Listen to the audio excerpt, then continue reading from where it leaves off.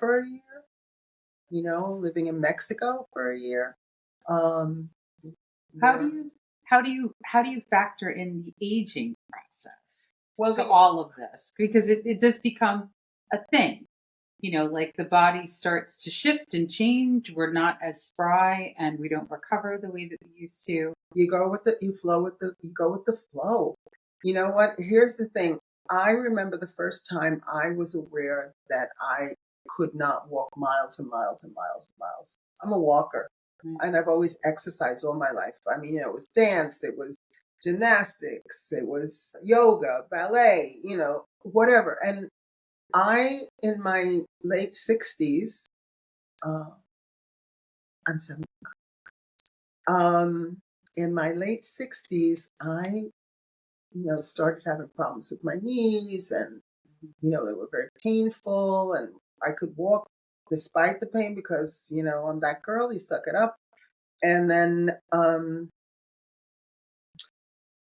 I remember my therapist saying to me, "How are you feeling about you know being like a little limited?" And I Mm. said, "I don't like it." Yeah. I said, "I don't like it." And it began a period of mourning for the body that was now beginning to change. And, physically, people say I look 10 years younger than my Hmm. age, but physically, my knees, my joints are like, help, help me, help me. and stop trying to do what you used to Oh do. my God. Well, that's easier said than done. Yeah. Um, So what she said to me was pivotal. Again, a young woman, a young white woman who I liked very much.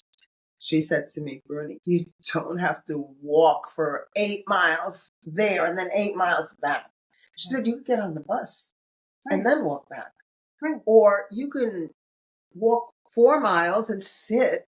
Right. And it was inconceivable to me, Wow. inconceivable that I should not walk there, walk back, come home, paint my kitchen, cook a gourmet meal, and then, maybe meet somebody, to go to a movie or something afterwards. That is how I have played out my life. So to begin making the adjustments, not because I'm getting older, because the spirit is always the same. Right. The energy is always the same, Right. hopefully better. Um, but the physical wear and tear that we put the body through ultimately shows up. Hmm. It just does. It's not because, people say, oh, you didn't eat right or you didn't exercise. No, I did all of that. Right. I rested, I meditated, I did all of that. We are going to age, Right. and your attitude is everything. And for me, it was being able to surrender Mm. and acknowledge this is happening, Right. you know, um, and to mourn it, Hmm. and to mourn it, Hmm. um, And to and take maybe a little more extra care. and that is something that is a work in progress for me. Hmm. It's a real work in progress because I'm always like, okay, let's see how much I can do. I mean, there are things now that I won't do. Right. I know I can be bedridden for another 3 months. I was, I had a herniated disc. I was in bed for 3 months. Hmm. I mean, could barely walk. I could walk around the apartment. Thank God it happened spring, summer. So, the windows were open and there was light in the apartment Yeah. and I was fortunate because I think all my years of meditation and being Mindfulness. Yeah. mindfulness made me realize that I didn't need to worry about what was going to happen next. I needed to figure out how to get out of bed and to the bathroom. That was it. I needed to figure out how to simplify it so that I could get a real quick meal in the kitchen.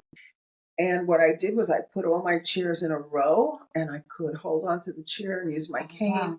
And I got to the kitchen, and then I would come sit down for a minute, and then I would come back, and then, and I set everything up for lunch while I was in the kitchen, and then I would put my hot water bag, put hot water in it, and have my ice bag ready. And then I would get in bed and ice my back and do that. And then I would nap, and then I would watch something on the computer, and then I would get up and go have lunch. It was literally staying in the moment. And mind you, she didn't really ask a lot of people. Yes, I'm supposed to, but I did not, because I honestly was not blowing up her spot. Not incapacitated by my standards. Right. By my standards. I could still get up. Everything was done very, very slowly. Everything was done. You didn't let on either. Like you did, you would tell me, because we're in constant contact. You did tell me this is what's going on with me. So I'd always be checking up on her. And I admire your independence. So I would never, but I think you and I have that in common, in the sense that you have to ask for help. You need help. And it's okay. It doesn't make you weak. No, but you know what? Guess what? Amazon delivered groceries. The laundromat came and picked up the laundry. Right. The housekeeper, my friend's housekeeper, came and cleaned the apartment. My niece came and changed, across the street came and changed my sheets. Right. I could slowly dress myself. Right. And I was in bed most of the time. Right. So I didn't want anybody to come here and sit and watch me lay down. It was like that kind of a thing. It wasn't fair. Now, do I think were circumstances different? Yes, I definitely, would say, please, somebody's got to come. I can't do anything. It's got to be that kind of a thing. Right. I mean, I would imagine, though, that I think community is always important, and camaraderie is always important. But I also think, especially, and you and I have had discussions about this, about the world that we're living in, and how important, it's imperative that we have community with people that are like-minded, and hopefully like-minded in a way that's actually helpful and solution-oriented. And also that there is a level of grace and love and acceptance within that community, and that this community is now blossoming and reaching out into other communities. I'm feeling it for sure. Is that community collaboration is imperative. And I would imagine it's even more so because there are people that maybe in your age group or in your generation that are not as mobile, is not as lucid, and those people, a lot of those people slip through the cracks and fade away, and people don't stay in contact. Women do that more so than men. That is true. As we know, right? Yes. But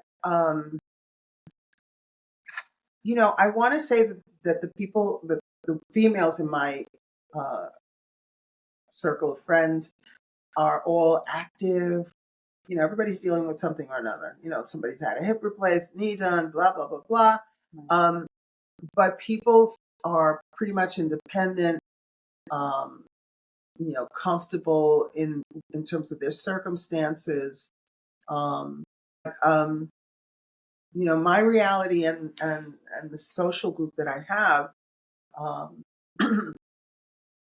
as of today, we've stood the test of time in terms of our health.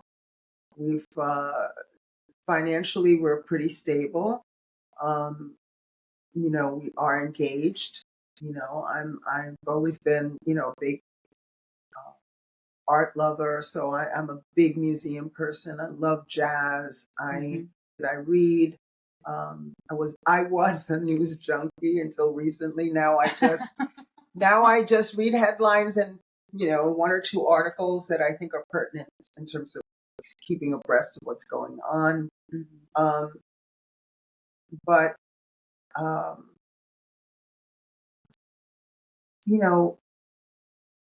it doesn't matter what your socioeconomic status is to an extent. Let's be realistic. What really matters is the very thing you just said, your community, how you build community, how you stay connected, how you ask for help, how you look at things not through the prism of fear, but through the query of, okay, how can this be done? There must be, maybe I can't do all of it, but if I could do a quarter of it, how can I do that? Who are the organizations? Who are the people?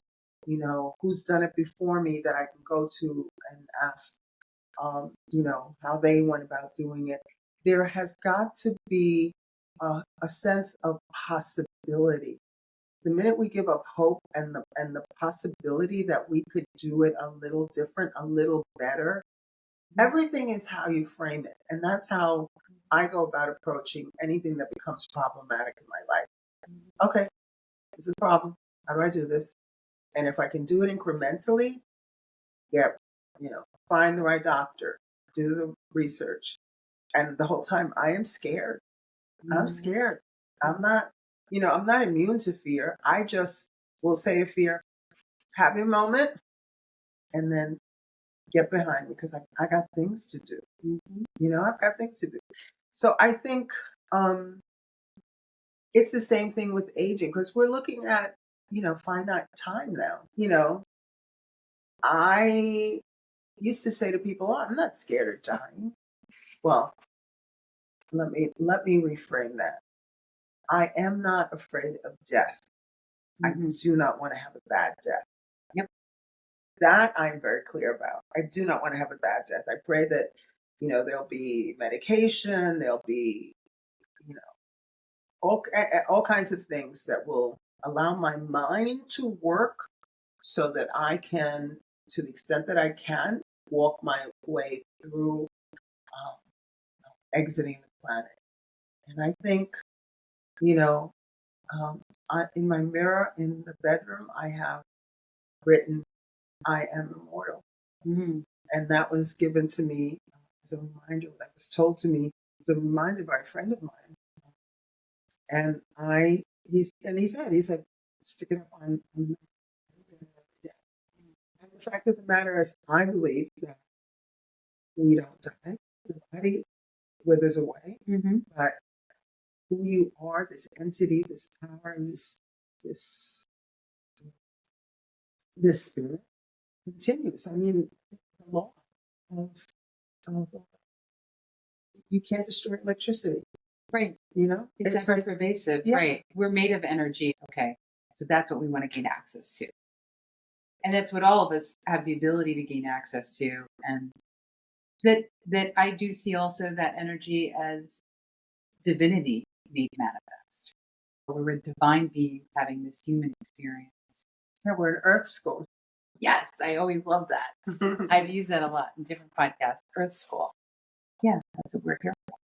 And also that everything that we do in our life contributes to how we die. So how we live is how we're going to die. Yes, I agree. I totally agree with that. 100%. Yeah. I mean, the other piece is gratitude. Yes. It's like, I remember somebody saying, I'm grateful for what I have and for what I don't have. And I was like, how the hell can you be grateful for what you don't have? Because in my head, the ego is like, I want, this. Gotta have, right?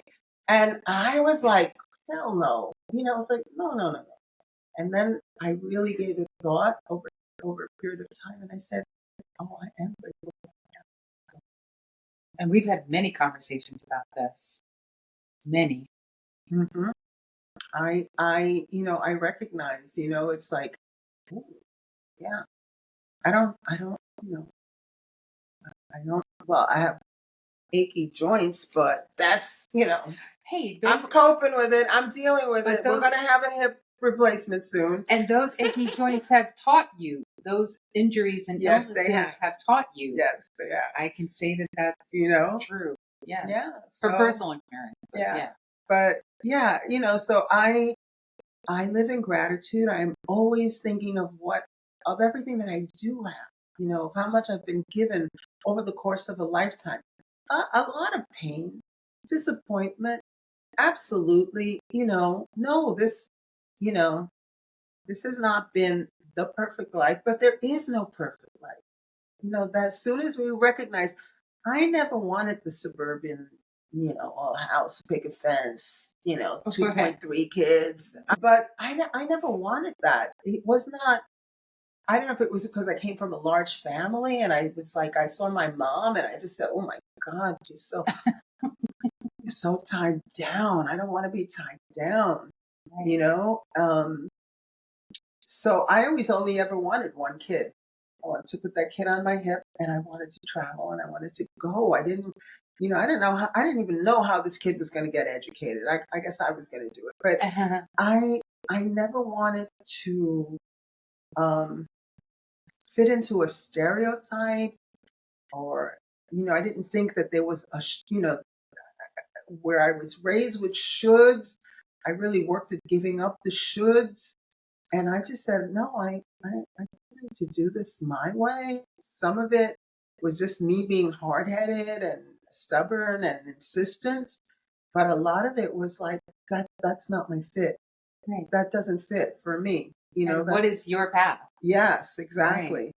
And, I didn't know how things were going to work out. And sometimes you don't have to know. Mhm. Sometimes you have to let the universe surprise you. But that doesn't mean that because you don't know how it's going to work out, that you don't have some control over the direction you want to go in. Right. You know what I mean? It's like I'm a firm believer in being thoughtful, prepared, doing the research, asking people. I take calculated risks. That's who I am. So I think you can still be your own person. Um, I don't know be, what it's gonna be like to be 80. I have no idea. I'm like, oh my God, like that. That feels like space travel. Uh, That feels like I just hope you're here. Well, if I'm here, however that's gonna work out. Because I mean, And Mary Oliver, I love this quote. Leave your heart open for the unimaginable. I have that in my bedroom. And that's good at any time of Yeah, life, yeah, right? yeah. Because magic Absolutely. happens all the time. I'm a firm believer in that. I Everything that I have manifested in my life, half of it was not because I did anything. I mean, like I went for an interview because I But went. you showed up. No, well, that's And what you do. and you were I prepared. I went to see about a graduate certificate. I didn't go for a job, and then you know but yes, so preparation, if you have, your experience, your background, if you're have training of any kind, I mean, be the best possible candidate that you could be so that you rise to the top. Even when you rise to the top, it doesn't guarantee anything. No. And there's always more to learn. It's not like you reach a pinnacle where you're like, oh, I'm done. I mean, Right. one of the things that I admire about you is that you're always learning. You're a perennial student. And that one thing that I have noticed when I worked a lot with people that were elderly and injured, and some of them just stopped learning. The stepping stones in life are universal. You're not the only one who's going through this, although it feels like it. And it does. It feels like it. Oh my God, it's like that. But somebody did it before you. Somebody did it badly, or they did it well, or they half stepped, but they did it. They got there. We assume, that there's the trajectory, the average trajectory. But I am, yeah, I'm grateful. I'll take the life I was given. Right on. Yeah, I'll take the life I was given. Would I have tweaked it in certain ways at certain times? Absolutely. But since it was not mine to tweak, and those places where the tweaking was something I wanted, then what was the lesson? Yeah. Right? What was the lesson? And as much as possible, we try to not live with regret. That's work Yes. to surrender things that we think we thought we could change. Some things, no, Right. that's we don't have that kind of power. Right. So yeah, no, I'll take the life I was given. When I look around and see what's out there, um, the country I could have been born into, the family I could have been born into, the body I could have been born into. You know, yeah, I'm grateful. I'm grateful, and I'm really grateful for this talk. Yes, and I'm I'm glad grateful we that we did have this. each other. Yes, and for you. I mean, here's the thing. I think, um, although we did not grow up together and didn't know each other until maybe 5 years ago, right? Oh About no, five, it's going on 7. 7. Huh? Okay. 7 years. So, you know, um, in Spanish they say "la sangre llama." That's right. The The blood calls. calls, Yes. and so I don't know what made you call. Look me up on Facebook and then call me. And then I remember when we met, and I thought, oh, there were, and you talked about your practice, and I was like, She meets my spiritual practice. yes, Yeah. and I was like, okay, there are things that I think uh, are like inherited from the ancestors. Yes. They're inherited um, in ways that we could never really articulate, but are present. Yes. And I think that's what Drew lies us to. between, yeah, and Yes. that's what lies between us. Definitely. Yeah. Yeah. I agree. 100%. And that it was also this particular time in my life that I knew that I've always drawn from the women. Not that Mm. there haven't been males, not that there haven't been males in my life that have been incredibly influential and powerful entities in my life, but it has always been the women that I turn to in my life. That there's where the certain communion that we have that is, like I said, this is something that we're taught to do, and I'm hoping that culturally that shifts, for males as well. And I think that it is. I think it is happening, and I'm glad that we're able to witness it I in think this there's day a and age. segment of the population that are seekers. There's a segment of the population who kind of coast, and then there is a segment of the population that has risen to the forefront, and we can see that in our country, who is resistant. It's fear. It's fear. And you And want to say ignorance. fear and ignorance. And fear is a liar. Again, fear is a liar. And a mind Stuff. killer. Oh, I'm hoping that those people who are seekers, and those people who are sort of like, something's up, and I'm not sure what it is. And I need to be paying attention to something, but I'm not sure what it is. I'm hoping that those are the people that will prevail in the end. And I think they will. We ultimately do, and there always has to be a balance of light and dark at some point. And sometimes there is huge disruption when you're coming back into equilibrium, Mm, as even with the body. mm, That sometimes the body has to retaliate for us to go, hey, wait a minute, what's happening? It's like, pay attention to what's happening here.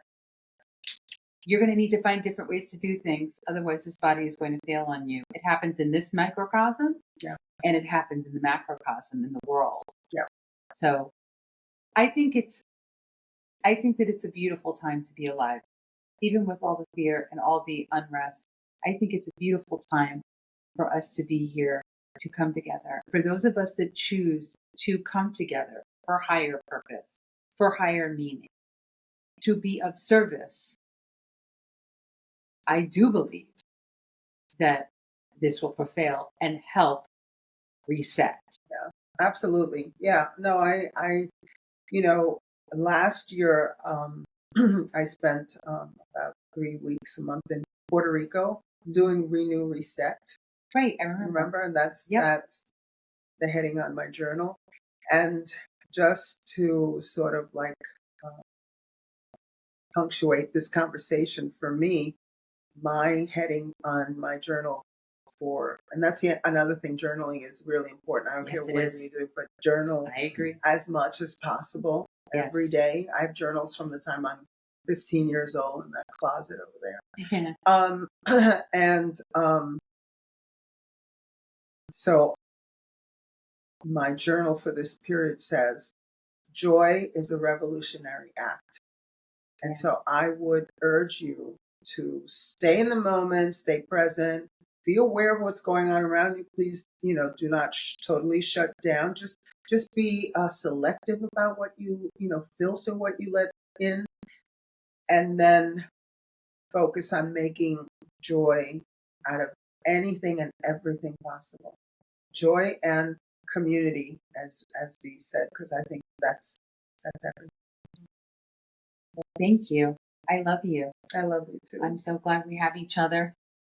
We did a good thing today. We did. And I hope that y'all enjoyed it. I'm so glad that all of you got to experience the wonderful Bruni, and that our conversation hopefully sparked something within you to stay positive and to be mindful, and also take a proactive approach to your betterment and how you can be more skillful and artful in the way that you live in this world.